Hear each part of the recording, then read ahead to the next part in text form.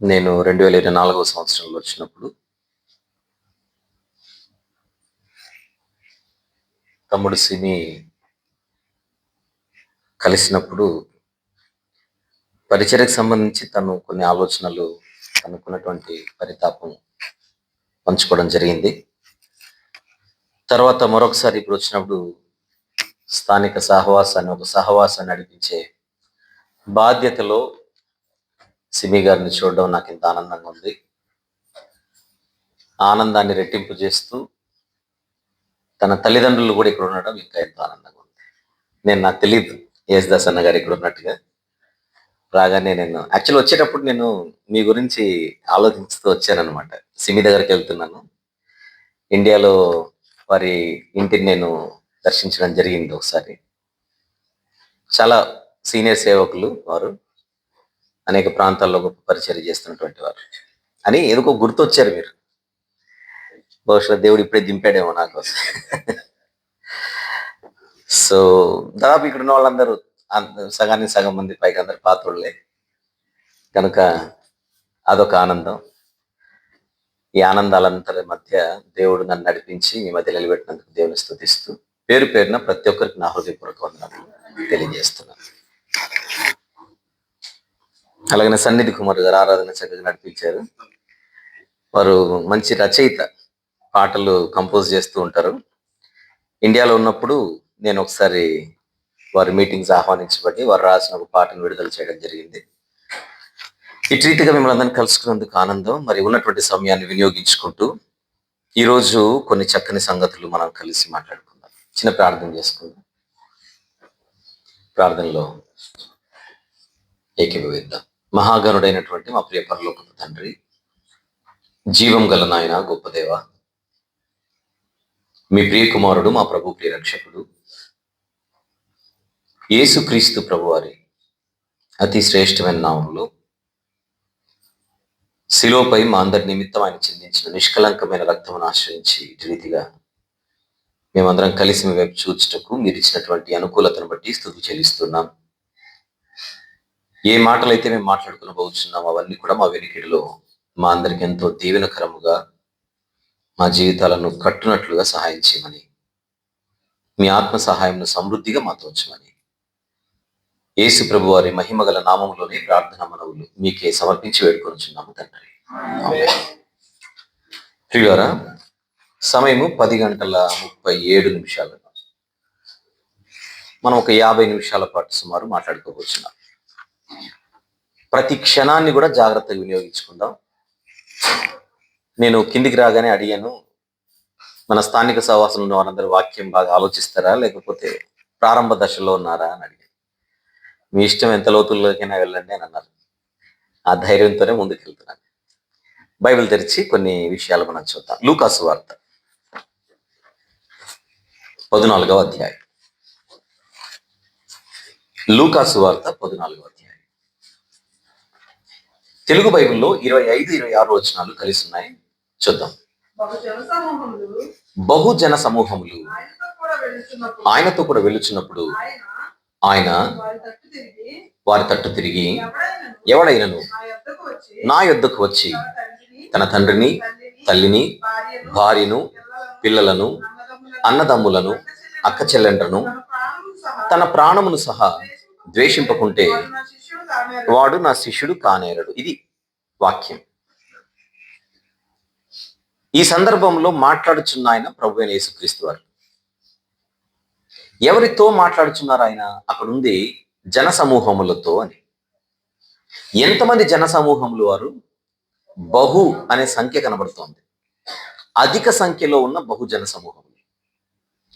ఇంతకు ఎక్కడున్న జన సమూహములతో ఆయన మాట్లాడుచున్నాడు అని అడిగితే, ఆయనతో కూడా వెళ్ళుచున్న జన సమూహములు వీరు.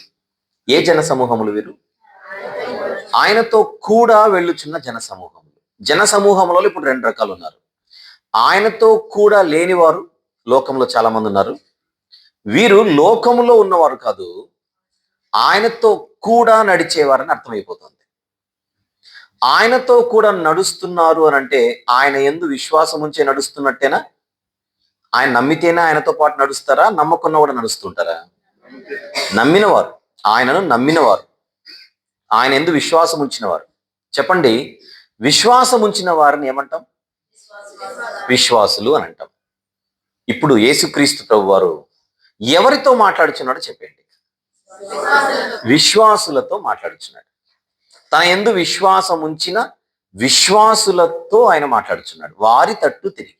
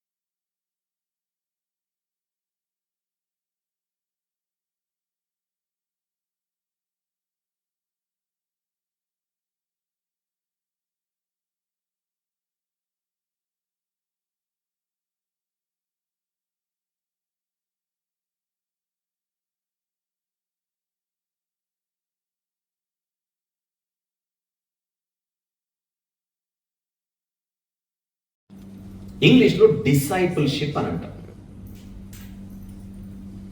ఆయన మాట్లాడుచున్నది లోకస్తులతో కాదు, ఆయన మాట్లాడుచున్నది అవిశ్వాసులతో కాదు, ఆయన మాట్లాడుచున్నది దూరస్తులతో కాదు. ఈ మాటలన్నీ ఆయన మాట్లాడుచున్నది తన యొద్దకు వచ్చిన వారు కూడా నడిచేవారితో.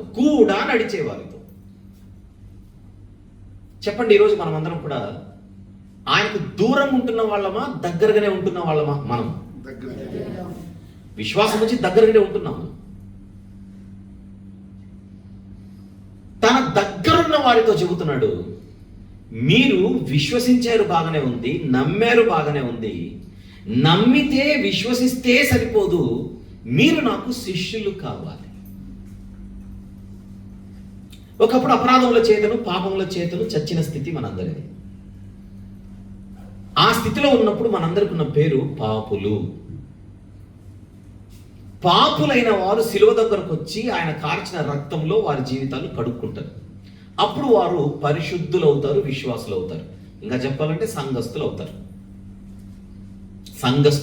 లోకస్తులుగా ఉన్న మనం ఏమైపోయాం? మన జీవితంలో సంఘస్థులం అయిపోయాం, విశ్వాసులై. అయితే విశ్వాసులతో ఆయన అంటున్నాడు, పాపులుగా ఉన్న మీరు విశ్వాసులయ్యారు బాగానే ఉంది, పరిశుద్ధులయ్యారు బాగానే ఉంది, ఇప్పుడు ఇంకొక మెట్టు మీరు ఎదగాలి.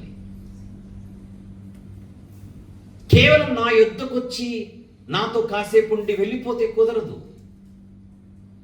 ఈ జనసమూహం అన్న వాళ్ళు వచ్చి కూడా నడిచి తర్వాత ఇంటికి వెళ్ళిపోయేటోళ్ళు. కానీ మీ నుంచి నేను ఎక్స్పెక్ట్ చేస్తుంది, మీరు శిష్యులు కావాలి. ఈ మాట ఎవరితో అంటున్నాడు ఆయన? జనసమూహం అంతటితో అంటున్నారు. ఇప్పుడు ఆ జనసమూహంలో పురుషులు మాత్రమే ఉంటారు, స్త్రీలు కూడా ఉంటారా? స్త్రీ పురుషులు ఇద్దరు ఉన్నారు. ఇంకెక్కువ మాట్లాడితే పిల్లలు ఉన్నారు, యవనస్తులు ఉన్నారు, పెద్దలు ఉన్నారు, వృద్ధులు ఉన్నారు, స్త్రీలు ఉన్నారు, పురుషులు ఉన్నారు, అన్ని వర్గాల వారు ఉన్నారు. ఇంకా లోపలికి వెళ్తే అందరూ సామాజికంగా ఒకే స్థితిలో ఉండి ఉంటారా? అందరికి ఒకే రకమైన ఆస్తులు ఉంటాయా? అందరికి ఒకే రకమైనటువంటి వ్యాపారాలు ఉండి ఉంటాయా? ఒక్కొక్కరితో ఒక పరిస్థితి. ఆయన వెంబడించినటువంటి వారిలో అన్ని వర్గాల వారు ఉన్నారు, అన్ని రకాల వారు ఉన్నారు, అన్ని పరిస్థితుల్లో ఉన్నటువంటి వారు ఉన్నారు. కానీ వాళ్ళు ఎవరైనా సరే ఆయన వారి వైపు తిరిగి చెబుతున్నమాట, మీరు నాకు శిష్యులు కావాలి. ఇది 26వ వచనం. 26వ వచనంలో చివరి మాట, నా శిష్యుడిగా వీరుండాలి అంటున్నాడు. అలా ఒకసారి 27వ వచనానికి వెళ్ళి కింది వచనమే చివరి మాట మాత్రమే చూడండి. చివరి మాట మాత్రమే, నా శిష్యుడు కానేరడు. 26వ వచనమును ఏ మాటతో అయితే ఆయన ముగిస్తున్నాడు, 27వ వచనం కూడా అదే మాటతో ముగిస్తున్నాడు. అంటే ఆయన చాలా సీరియస్ గా మాట్లాడుతున్న సబ్జెక్టే విశ్వాసులతో. మీరు విశ్వాసులుగా ఉంటే కుదరదు, మీరు శిష్యులుగా ఎదగాలి, శిష్యులుగా మారాలి. ఇంకొక మాట అడుగుతున్నా, చెప్పండి, ఈ బహుజన సమూహం అందరూ ఒకే ఊరోళ్ళ కాదు. వేరు వేరు ఊర్లు, వేరు వేరు గ్రామాలు, వేరు వేరు మండలాలు, ఒకవేళ మన భాషలో మాట్లాడితే వేరు వేరు ప్రాంతాలు. ఇప్పుడు ఎవరెవరిని ఆయన తన శిష్యులుగా మారమంటున్నాడు? అన్ని ప్రాంతాల వారు. ఊరుతో పని లేదు, పేరుతో పని లేదు, గోత్రంతో పని లేదు, వంశంతో పని లేదు, జాతితో పని లేదు, రంగుతో భేదం పని లేదు, భాషతో పని లేదు, యాసతో పని లేదు. ప్రాంతం ఏదైనా, ఊరేదైనా మీరు నా యొద్దకొచ్చి విశ్వాసులైన తర్వాత నెక్స్ట్ స్టెప్ మీకు నేను చూపిస్తున్నాను, శిష్యులుగా మారాలి. ఇప్పుడు నేను మీతో మాట్లాడచ్చు. చెప్పండి, ఒరిజినల్గా మన దేశం ఏంటి? ఇండియా. పని కోసం ఇక్కడికి వచ్చారు అందరు. ఊరు మారింది, దేశం మారింది, ప్రాంతం మారింది. విషయం ఏంటంటే ఇండియాలో ఉన్న ఆయన దగ్గరికే వస్తాం మనము, దుబాయ్లో ఉన్న ఆయన దగ్గరికే వస్తున్నాం. ఎవరు ఆయన? ప్రభు అయిన యేసుక్రీస్తు వారు. అంతేనా? అంటే ఇండియాలో ఉన్న మనం విశ్వాసులమే, దుబాయ్లో ఉన్న విశ్వాసులమే. అందులో మారలా, విషయం మారలేదు. ఇండియాలో ఉన్న ప్లేస్లో దగ్గరకు వచ్చి దుబాయ్లోకి వచ్చింది వేరే వాళ్ళ దగ్గరికి వెళ్తున్నాం ఏంటి? లేదు. అంటే స్టిల్ మనం అందరం కూడా విశ్వాసులమే. ఇప్పుడు ఆయన మనతో మాట్లాడుతుంటే, నువ్వు ఇండియాలో ఉన్నా నాకు శిష్యుడిగా మారాలి, చెప్పండి. దుబాయ్లో ఉన్నా నువ్వు నాకు శిష్యుడిగా మారిపోవాలి. ప్రభా, ఇది నేను ఇండియాలో ఉంటే వర్కౌట్ అవుతుంది, మనం కూడా ఇక్కడ. నువ్వు ఏ ఊరిలో ఉన్నా, ఏ దేశంలో ఉన్నా నాకు శిష్యుడిగాను మారాలి. ఇది యూనివర్సల్గా ఆయన మాట్లాడుతున్నాడు, సార్వత్రికంగా మాట్లాడుతున్నాడు, అందరితో మాట్లాడుతున్నాడు. ఇంకొక మాట్లాడుతుంది చెప్పండి. ఇక్కడున్న జన సమూహం అందరి మానసిక స్థితిగతులు, ఇంట్లో పరిస్థితులు అని ఒకేలా ఉండి ఉంటాయా? ఉండవు. అందులో బాధల్లో ఉన్నోళ్ళు ఉంటారు, దుఃఖంలో ఉన్నోళ్ళు ఉంటారు, సవాళ్ళ మధ్య ఉన్నోళ్ళు ఉంటారు, సమస్యల మధ్య ఉన్న వాళ్ళు ఉంటారు. అవునా కదా? ఆరోగ్య సమస్యలు, ఆర్థిక సమస్యలు, అంతేనా? కుటుంబ పరిస్థితులు, కుటుంబ సమస్యలు, ఒకటా రెండా, అన్ని రకాల ప్రజలు అంటున్నారు. కానీ ఆయన మాట్లాడుతున్నాడు, నీ పరిస్థితి ఏదైనా, నాకు ఆరోగ్యం బాగలేదని చెప్పకు, ఆర్థికంగా బాగలేదని చెప్పకు, ఇంటి పరిస్థితులు బాగలేవని చెప్పకు, మానసిక పరిస్థితి బాగలేదని చెప్పు, ఇవన్నీ కాదు. నాకు ఒక్కసారి నువ్వు నా యందు విశ్వాసం ఉంచి నా యొద్దకొచ్చి నాతో కూడా నడవాలని నువ్వు డిసైడ్ అయిపోతే నేను నెక్స్ట్ స్టెప్ నీకు చూపిస్తున్నాను. ఇక్కడ కూర్చున్న మనందరి పరిస్థితులు ఒకేలా లేవు. ఇక్కడ ఒక్కొక్కరితో ఒక్కొక్క పరిస్థితి, ఒక్కొక్కరితో ఒక్కొక్క ఇల్లు, ఇంట్లో ఒక్కొక్కరితో ఒక్కొక్క పరిస్థితి. ఆరోగ్య సమస్యలు ఉన్న వాళ్ళు ఇక్కడ ఉంటారు, ఆర్థిక సమస్యలు ఉన్న వాళ్ళు ఉంటారు, కుటుంబ స్థితిగతులు పరిస్థితులు బాగలేని వాళ్ళు ఉంటారు. ఎవరైనా సరే ఆయన మాత్రం చూపిస్తున్నటువంటి స్టేజ్ అది.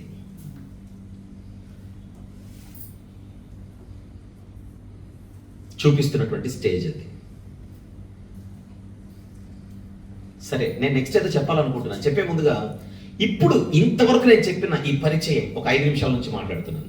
ఈ పరిచయం విన్న తర్వాత మనకంటూ కనీసం ఒక 0.1% అయిన ఆలోచన ఏమైనా వస్తుందా? నిజమే కదా, నేను విశ్వాసిగా ఉన్నాను, నేను కూడా శిష్యురాలిగా మారాలి కదా.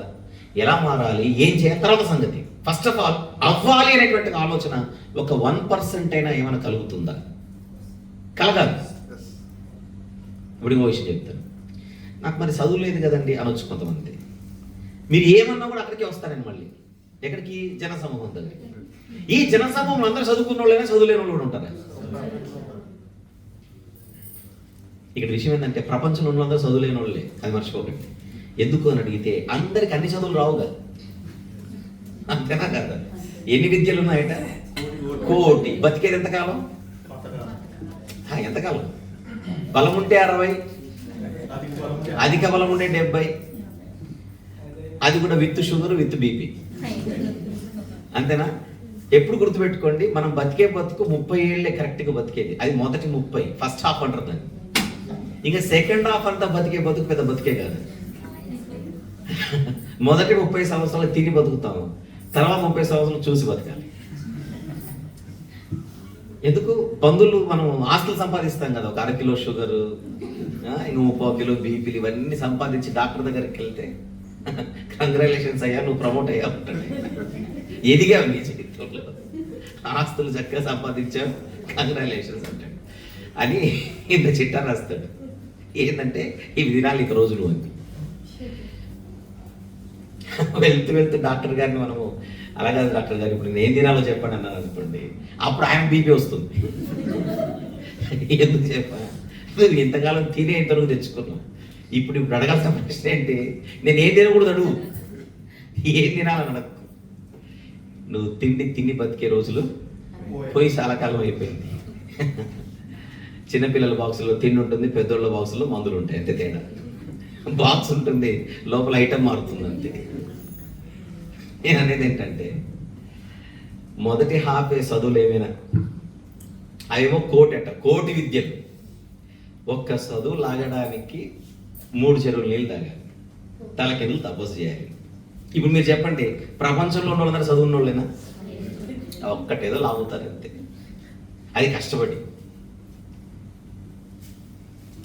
కానీ చదువులతో పని లేకుండా, డబ్బుతో పని లేకుండా, వ్యాపారంతో పని లేకుండా, ఉద్యోగంతో పని లేకుండా, స్థితిగతులతో పని లేకుండా నువ్వు ఎవరైనా సరే నువ్వు నాకు శిష్యునిగా మారాలి అంతే. అంతకుమించి ఏం మాట్లాడట్లేదు. అంటే ఇప్పుడు ఆహ్వానం ఎవరెవరికి ఉంది? అందరికీ ఉంది, నాకుంది, మీకుంది, అందరికీ ఉంది. ఆహ్వానం అందరికీ, అవకాశం అందరికీ. ఆహ్వానం మాత్రమే కాదు, అవకాశం అందరికీ ఉంది. అవకాశం అందరికీ ఉంది అని అంటే ఇంతకంటే పెద్ద ధన్యత ఏముంటుంది, ఇంతకంటే పెద్ద భాగ్యం ఏముంటుందో ఒకసారి ఆలోచించండి. రైట్. శిష్యునిగా మారాలంటే ఆయన ఫస్ట్ ఆఫ్ ఆల్ మీరు ఒక నిర్ణయం తీసుకోవాలి. ఈ రోజు కాకపోతే రేపైనా, రేపు కాకపోతే ఎల్లుండైనా నేను ప్రభువుకు నేను శిష్యురాలుగా మారాలి అని డెసిషన్ తీసుకుంటే ఆయన వెంటనే ఒక విషయం చెబుతున్నాడు. నీవు నాకు శిష్యురాలుగా మారాలనుకుంటే నీకు మొట్టమొదటి సమస్య నీకు దగ్గరున్నోళ్ళతో వస్తుంది, దూరం ఉన్నోళ్ళతో కాదు అంటున్నాడు. అంటే లిస్ట్ ఎవరెవరు? తండ్రి, తల్లి, భార్య, అక్క, చెల్లి అందరూ ఉన్నారు చూడండి, మొత్తం అన్నింటోళ్ళే. చూడండి అక్కడ, ఎవడైనా నా యుద్ధకు వచ్చి తన తండ్రిని, తల్లిని, భార్యను, పిల్లల్ని, అన్నదమ్ములు, అక్క చెల్లెలు వీళ్ళందరూ ఎక్కడ ఉంటారు? మన ఇంట్లో వాళ్ళే. అంటే పాయింట్ ఏంటంటే వీళ్ళందరితో మనకు ఒక అటాచ్మెంట్ ఉంటుంది, అది ఎమోషనల్ అటాచ్మెంట్ అంటాం. మనకు ప్రపంచంలో ఎంతమంది ఉన్నా కొంతమందితో మనకు ఎమోషనల్ బాండింగ్ ఉంటుంది, అంటే భావోద్వేగపూరిత బంధం. ఆ ఎమోషన్స్ మనల్ని ఆపుతుంటాయి, సెంటిమెంట్స్ మనల్ని ఇబ్బంది పెడుతుంటాయి. ఇక్కడ ఫ్యామిలీని మాత్రమే చూపించాడు కానీ మనకు సమాజంలో కొంతమందితో స్నేహితులు ఉంటారు, వాళ్ళతో కూడా మనం చాలా క్లోజ్ అటాచ్మెంట్ ఉంటుంది, ఎమోషనల్ అటాచ్మెంట్ అంటారు దీన్ని. ఆయనకు శిష్యులుగా ఉండాలంటే ఎక్స్క్యూజ్ మీ, మనకు సవాలు విసిరేది మనకు కొంతమందితో ఉండే అటాచ్మెంట్స్, వారి మీద ఉండే ప్రేమ, వారి మీద ఉండే అభిమానం, వారి మీద ఉండే గౌరవం, వారితో మనకు ఉండే అనుబంధం. అవి ఏం చేస్తుంటాయంటే నీకు నేను కావాలా, యేసుక్రీస్తు కావాలా అన్న స్థితికి తీసుకొని వస్తాయి. అక్కడ మనకు సవాలు కలుగుతుంది. నేను ఏ యేసు ప్రభు గురించి అయితే మాట్లాడుతున్నాను, ఆయన అన్నాడు నేనే మార్గము, నేనే సత్యం అనే పదం తీసుకుంటున్నాను. ఇప్పుడు యేసుక్రీస్తు ప్రభు అంటే సత్యము. ఇప్పుడు యేసు ప్రభుకు శిష్యులుగా ఉండడం అంటే సత్యానికి శిష్యులుగా ఉండడమే. అయితే సత్యం వైపు నిలబడాలంటే ఆయన చెబుతున్న స్టేట్మెంట్, నీకు కొందరితో ప్రాబ్లం ఎదురవుతుంది, వారితో నీకున్న రిలేషన్షిప్ ఏదైతే ఉంటుందో, సంబంధాలు ఏవైతే ఉంటాయో అవి నీకు సమస్యగా మారుతాయి. ఈరోజు మన క్రైస్తవ సమాజం చూస్తే సత్యమా సంస్థనా? కొంతమందికి సంస్థతో చాలా అటాచ్మెంట్ ఉంటుంది. సంస్థ ఏదైనా కానివ్వండి, సంస్థ లేదా సంస్థలు. ఒకానొక క్రైస్తవ సంస్థతో మనకు చాలా అటాచ్మెంట్ ఉండడం చేత వాళ్ళు బోధించేది ఒకటి, బైబిల్లో ఉన్నది ఒకటి. మనకేమో బైబిల్లో ఉన్నది సత్యముగా కనబడుతుంటుంది, కానీ ఆ సంస్థతో మనకు సంవత్సరాల కొద్దీ ఒక పరిచయం ఉంటుంది. సత్యమా సంస్థనా అని ప్రశ్న వస్తుంది. ఇప్పుడు సెంటిమెంట్ అనేది ఎంటర్ అవుతుంది. నాకు ఒక ఆయనతోనో కొందరు వ్యక్తులతోనో నాకు మంచి అటాచ్మెంట్ ఉంది అనుకోండి, కాసేపు వాళ్ళు ఒకటి చెబుతున్నారు, బైబిల్లో ఒకటి ఉంది. ఆ వ్యక్తులంటే నాకు ప్రేమ, ఆ వ్యక్తులంటే అభిమానం, ఆ వ్యక్తులంటే గౌరవం, కానీ బైబిల్ ఒకటి చెబుతుంది. ఇప్పుడు నాకు సవాల్ ఏంటి? ఇప్పుడు బైబిల్లో ఉన్నదా, నేను అభిమానించే వాళ్ళు చెప్పేది? అక్కడ నాకు ఛాలెంజ్ ఎదురవుతుంది. ఆయన అంటున్నమాట, నీవు నాకు శిష్యునిగా ఉండాలంటే సత్యానికి కొమ్ము కాయాలి, సంస్థకు కాదు. సత్యానికి కొమ్ము కాయాలి, వ్యక్తికి కాదు.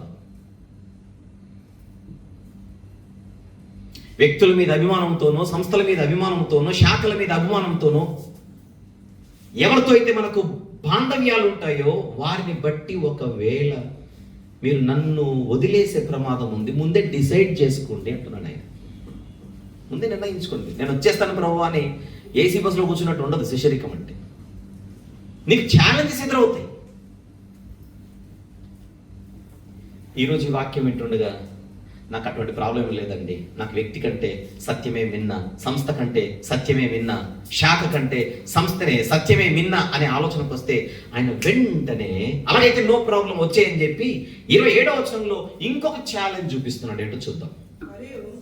మరియు ఎవడైనను తన శిలువను మోసుకొని నన్ను వెంబడింపని ఎడల వాడు నా శిష్యుడు కానేరడని మళ్ళీ ఇంకొక పాయింట్, కొత్త పాయింట్ చెబుతున్నాడు. ఇప్పుడు నన్నే తీసుకుంటాను. ప్రభువా, నాకు ఎవరితో ఇబ్బందులు లేవు ప్రభువా. నా తల్లితో ప్రాబ్లం లేదు, తండ్రితో ప్రాబ్లం లేదు, తోబుట్టులతో ప్రాబ్లం లేదు, కట్టుకున్న వారితో ప్రాబ్లం లేదు, నేను కన్నవారితో ప్రాబ్లం లేదు, ఏ బంధువులతో ప్రాబ్లం లేదు, ఏ మిత్రులతో ప్రాబ్లం లేదు, ఏ సంస్థలతో, ఏ శాఖలతో, ఏ వ్యక్తులతో ప్రాబ్లం లేదు. నేను నీకు శిష్యునిగా ఉండాలనుకుంటున్నాను అని అంటే, అలాగైతే ఇప్పుడు నీకు ఇంకొక ప్రాబ్లం ఉంది. నీవు నాకు శిష్యునిగా ఉండాలంటే నువ్వు చేయాల్సింది ఒకటి ఉంది. ఏమిటది? నీ సిలువను నువ్వు మోయాలి. ఉందా 27వ వచనంలో? ఎవడైనను తన సిలువ మోసుకొని నన్ను వెంబడింపని ఎడల నా శిష్యుడు కానేరడు. సిలువ అంటే భారం. సిలువ అంటే భారం. భారము. ఏ భారము? తన సిలువ అన్నాడు. అంటే నా సిలువ అంటే నాకు భారం, నా భారం. ఏ భారం ఇది? ఆత్మీయ భారం. ఆత్మీయ భారం. నేను నా ప్రభువుతో ఉండాలనేటువంటి దాహం, తృష్ణ, ఆశ, దుప్పి నీటి వాగుల కొరకు ఆశపడినట్లుగా దేవా నీ కొరకు నా ప్రాణము ఆశపడుచున్నది, తృష్ణ కొనుచున్నది అని అంటాడు కీర్తనకారుడు. అంటే నేను ఆయనకు శిష్యునిగా ఉండాలంటే ఆయనతో ఉండాలనేటువంటి దాహం నాకుండాలి. గుర్రాన్ని నీటి దగ్గర తీసుకుని వెళ్తాం, అది నీళ్ళు తాగట్లేదు అనుకోండి, మనం ఏం చేస్తాం? ఎందుకు తాగట్లేదు? అది దాహం లేదు దానికి. దాహము లేని గుర్రాన్ని మనందరం కలిసి తోసినా, నీటి దగ్గరికి తెచ్చినా అది తాగలేదు. అలానే మనల్ని ఎవరో కట్టేసి తీసుకొని వచ్చి ఆయన దగ్గర ఉంచి నువ్వు ఆయన శిష్యునిగా ఉండు ఉండు ఉండు ఉండు అంటే ఒకసారి చెప్తారు, 2 సార్లు చెప్తారు, 3 సార్లు చెప్తారు, 4వ సార్లు ఉండరు. ఆయనకు శిష్యులుగా ఉండాలంటే మనకు స్వకీయ భారం ఉండాలి, స్వీయ భారం, దాహం నాకుండాలి. ఆయనతో ఉండాలని నాకే ఆశ లేదనుకోండి, నాకే దాహం లేదనుకోండి, 100 మంది నన్ను పట్టుకొని తోసినా నేను వెళ్ళి అక్కడ చేసేది ఏముండదు. అందువలన నన్ను ఎవరు లెక్క చేయట్లేదు, నన్ను ఎవరు పట్టించుకో, నన్ను ఎవరు తోయట్లేదు, నన్ను ఎవరు ప్రోత్సహించట్లేదు. ఇక్కడ పాయింట్ చెప్తున్నాడు, ఎవ్వరు నీకు ప్రోత్సహించే వాళ్ళు ఉండరు. మరి ఏం చేస్తావు? నిన్ను ప్రోత్సహించే వాళ్ళు ఎవ్వరు ఉండరు. నీకు నువ్వుగా స్వతహాగా నా దగ్గరికి రాగలవా? కాసేపు మన ఊళ్ళలో పరిస్థితి చూడండి. ఇంట్లో 4 ఉంటారు, ఆదివారం 4 రారు ఆరాధనకి, 2 వస్తారు. ఆ 2 ఎవరు? ఇంకొకరు ఆసక్తి లేని వాళ్ళు. ఇప్పుడు నేనున్నాను అనుకోండి, కనీసం నాకు నేనుగా మోకరిల్లి ప్రార్థన చేసుకునే పరిస్థితి నాకు లేదనుకోండి, ఆయన శిష్యుడికి ఎలా ఉండగలను నేను? ఎవరో నన్ను తోస్తున్నారు అనుకోండి, ప్రార్థన చేసుకోరా ప్రార్థన చేసుకోరా, 100 సార్లు చెప్తే నేను మోకరిల్లుతున్నాను అనుకోండి, నాకు శిష్యరికపు లక్షణాలు లేవు. కోరికుంది శిష్యునిగా ఉండాలి. కనీసం ప్రార్థన చేసుకోవాలంటే ఎవరో చెప్పాలి, వాక్యం చదువుకోవాలంటే ఎవరో చెప్పాలి, మందిరానికి వెళ్ళాలంటే ఎవరో చెప్పాలి. ఎవరో చెబితే తప్ప నా కాళ్ళు ముందుకు పడట్లేదంటే నా అడుగులు, నేను శిష్యుడికి ఎలా ఉంటాను? ఈరోజు క్రైస్తవులమైన మనలో ఈ పరిస్థితి ఉందా లేదా ఒక్కసారి ఎవరికి వాళ్ళు ఆలోచించుకుంటాం. ప్రతిరోజు ప్రార్థించే అలవాటు మనకు ఉందా? ఎవరికి చెప్పాల్సిన అవసరం లేదు, మన మనసాక్షి తెలుసు వాట్ ఈస్ వాట్ అని. ఎవరు చెప్పకుండానే బైబిల్ చదివే అలవాటు మనకు ఉందా? ఎవరు చెప్పకుండానే సావాసం వద్దకు వెళ్ళడం మనకు అలవాటు ఉందా? సరే, ఇక్కడ పరిస్థితులు వేరులేండి, జనరల్గా ఆలోచించమని చెప్తున్నాను. లేదు, ఎవరో నా పక్కన ఉండాల్సిందే, ఎవరో నా వెనుక ఉండాల్సిందే, ఎవరో తొయ్యాల్సిందే అని అంటే మనం ఒకసారి పునరాలోచించుకోవాలి. ఇంతకు నేను శిష్యురాలిగా ఉండే లక్షణాలు నాకున్నాయా లేవా అని మాట్లాడుతున్న సబ్జెక్ట్ ఏమిటి ఇక్కడ? డిసైపుల్షిప్,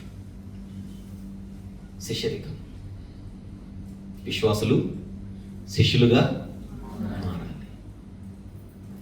ప్రార్థించాలి, రోజు ఏమని ప్రార్థించాలి? దేవా, నీ కొరకు తృష్ణగొనే ప్రాణాన్ని నాకు ఇవ్వు ప్రభువా, నీ కొరకు ఆశపడే జీవితాన్ని నాకు ఇవ్వు ప్రభువా.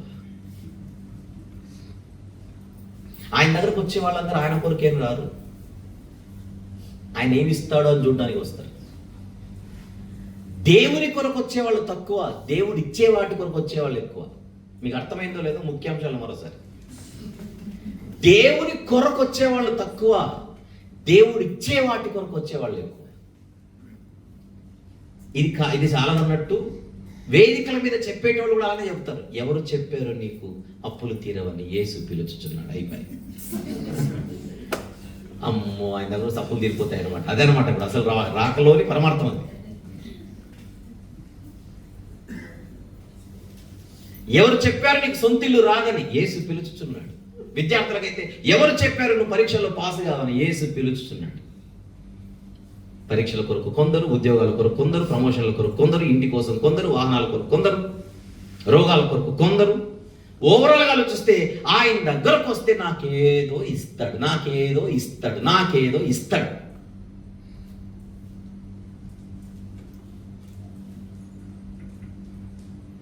మన పిల్లలు ఉంటారు కదా, మీకు కూడా ఇండియాలో పిల్లలు ఉంటారు.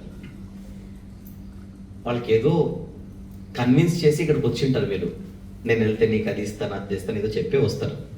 లేదు వాళ్ళని పంపుతారు. మామూలుగా ఫోన్లలో మాట్లాడేటప్పుడు మరీ చిన్నపిల్లలు ఉన్నారనుకోండి మన ఇంట్లో, మమ్మీ నువ్వు ఎప్పుడు వస్తావు మమ్మీ, లేదా డాడీ నువ్వు ఎప్పుడు వస్తావు డాడీ. నువ్వు ఎప్పుడు వస్తావు కూడా కాదు, ఫస్ట్ వచ్చినప్పుడు నువ్వు వచ్చినప్పుడు నాకు ఏం తెస్తావు మమ్మీ, ఏం తెస్తావు మమ్మీ, ఏం తెస్తావు, ఏం తెస్తావు డాడీ, ఏం తెస్తావు, ఏం తెస్తావు. అది మొదటి వారం 10 రోజులు, పోనీ నెల రోజులు. తర్వాత ఫోన్ చేసినప్పుడు మనమే ముందుగా అలర్ట్ అయిపోయి, బిడ్డ నీకు అది తెస్తున్నా, ఇది తెస్తున్నా అంటే బాబా నువ్వు తెచ్చే తర్వాత సంగతి నువ్వెప్పుడు వస్తావు. ఏమడుగుతారు వాళ్ళు? నువ్వెప్పుడు వస్తావు. నేను వస్తాను కానీ ఫస్ట్ ఇవన్నీ తెస్తానన్నారు అనుకోండి, నువ్వు తేకున్నా పర్లేదు, నువ్వు రాము అంటారా? దాన్ని ఏమంటారు చెప్పనా? నిజమైన ప్రేమ, స్వచ్ఛమైన ప్రేమ. అమ్మ అయితే, అమ్మా నువ్వు తెచ్చేవి కాదు నాకు కావాల్సింది, నాకు నువ్వు కావాలి. డాడీ నువ్వు తెచ్చేవి కాదు కావాల్సింది, నాకు నువ్వు కావాలి. మరి దేవుని దగ్గరకు వచ్చినప్పుడు మనం ఏమనాలి? దేవా నువ్వు ఇచ్చేవి కాదు నాకు కావాల్సిందే, నాకు నువ్వు కావాలి. అలా అన్నోడే ఆయనతో ఉండగలడు. ఇప్పుడు పాట అదే పాడింది, నీ ఉంటే నాకు చాలు యేసయ్య. నువ్వుంటే చాలు అనాలి, నువ్వు ఇస్తే చాలు కాదు. ఎక్కువ మంది అలానే ఉన్నారు. వీళ్ళందరూ ఎక్కువ రోజులు ఉండేటోళ్ళు కాదు, 6 నెలలకు చాప చుట్టేస్తారు.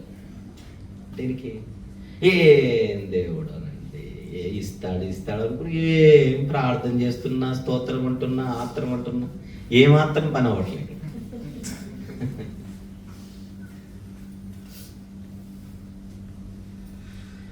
ఐదు రొట్టెలు 2 చేపలు అందరికి ఫ్రీగా ఇచ్చాడా? ఆ రోజు ఫుడ్ టోకెన్ ఏమైనా తీసుకున్నాడా? ఫ్రీగా ఇచ్చాడు కదా. ఆయన ఫుడ్ ఎప్పుడైతే ఫ్రీగా పెట్టాడో వాళ్ళందరికీ ఒక ఆలోచన వచ్చింది. ఆలోచన ఏంటో చూద్దాం. యోహాను సువార్త 6వ అధ్యాయం. మీరు తర్వాత చదవండి మొదటి 14 వచనాలు. ఆ మొదటి 14 వచనాలలో 5 రొట్టెలు 2 చేపల సందర్భం. ఇప్పుడు కింద 15వ వచనం చదవండి. 15 పైన ఫుడ్ ఫ్రీగా పెట్టిన తర్వాత జనాలకు వచ్చిన ఆలోచన ఏంటి? రాజుగా చేయుటకు వారు వచ్చి తనను బలవంతముగా పట్టుకుని పోతున్నారని యేసు ఎరిగి మరలా కొండకు ఒంటరిగా వెళ్ళారు. 15వ వచనంలో కనబడుతున్న పిక్చర్ ఏంటి? ఆ ప్రజలందరికీ ఆలోచన వచ్చిందట, అసలు ఈయనే మాకు రాజు అయితే ఎంత బాగుంటుందో అని. ఎప్పుడు వచ్చింది జనాలందరికీ ఈ థాట్? ఫుడ్ ఫ్రీగా పెట్టేసరికి. అంతకుముందు ఎన్నో పెద్ద పెద్ద బోధలు చేశాడు, అద్భుతమైన మాటలు చెప్పాడు. మాటలు చెప్పినప్పుడు ఎవరికి థాట్ రాలేదు రాజు అయితే బాగుంటుందని. రొట్టెలు పెట్టేసరికి వచ్చేసి వీళ్ళందరూ ఏ బాబుతో చెప్పినా రొట్టె గుర్తుకే మన ఓటు బాబు. సాతాను బోధ అదే. యేసు దగ్గరకు వచ్చి ఆకలి అవుతుందిగా రాళ్లను చేసుకో. మనం అనుకుంటానికి ఎంత అభిమానమా పాడ. ఆడ నిజంగా అభిమానం అయితే ఇంట్లో చేసుకొని వచ్చేవాడు. అవునా కదా? వీడు ఉచితాలు చెప్తున్నాడు, రొట్టె చేసుకొని తీరు అని. అంటే అర్థం ఏంటి? నువ్వు లోకాన్ని ధరించాలి, లోకాన్ని రక్షించాలి, అవన్నీ కాదు. నువ్వు ఈ లోకంలో బతకాలంటే కానా చాహియే. గనుక రొట్టె రొట్టె తిండి తిండి, రొట్టె రొట్టె తిండి తిండి.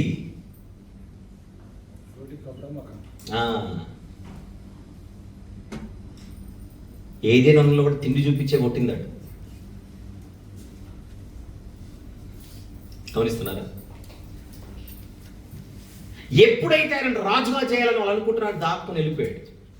కిందికి వచ్చేసరికి ఆయన వేరే చోటికి వెళ్ళిపోయేసరికి ఎక్కడికి వెళ్దాం ఇప్పుడు? 24వ వచనం.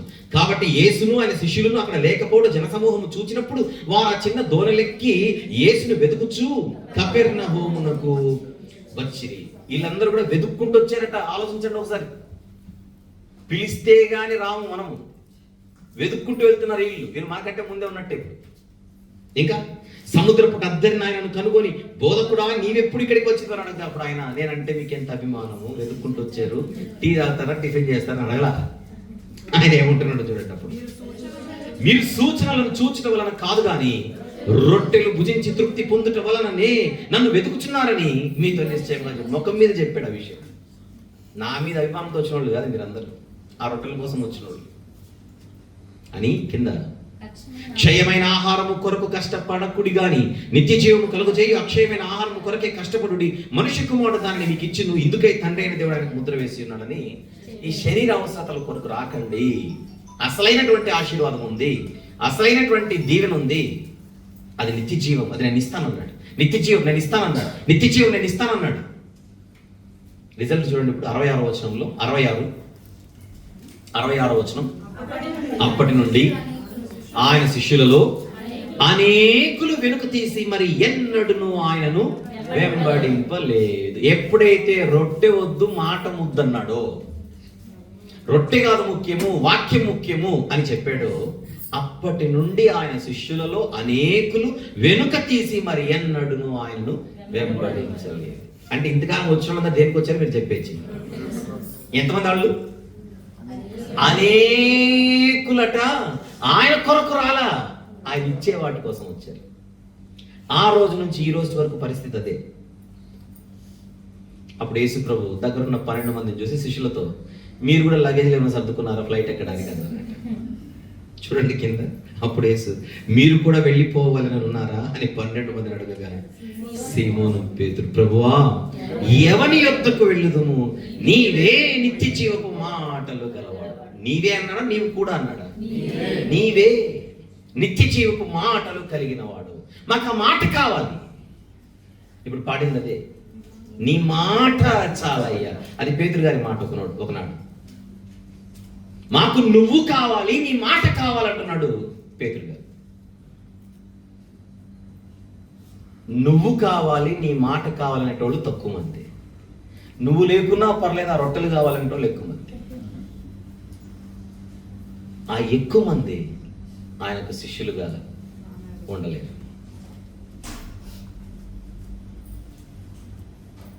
12 మందితో అడుగుతున్నాడు, మీరు కూడా వెళ్ళిపోతారా? పేతురు గారు చెప్పారు, ఎక్కడికి వెళ్తాం ప్రభు, మాకు నువ్వు కావాలి.